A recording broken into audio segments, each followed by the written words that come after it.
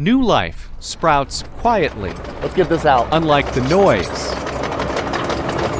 of a new build.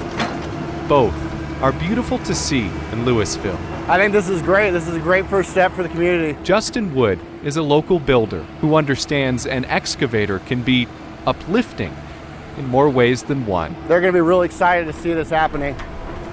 158 days since the Marshall Fire left ashes behind.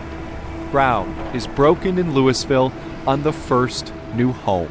I wish I was there to see it. Jessica Carson is miles away in Mexico, Just north of Puerto Vallarta. but she pictures what she's missing at home. I want to see the rebirth. It kind of puts the devastation more in the rearview mirror and lets you focus on the possibility of what it could be again and what it will be again. Jessica says her house on Larkspur Lane was the first in the neighborhood to burn, but it will be the first rebuilt. So this gives us a great sense of pride to help them get their homes back that they lost. Fire destroyed 550 homes in Louisville alone, but new life grows, and a neighborhood will too. Can't get back all that was lost, but hopefully make it even better. For Next, I'm Noel Brennan.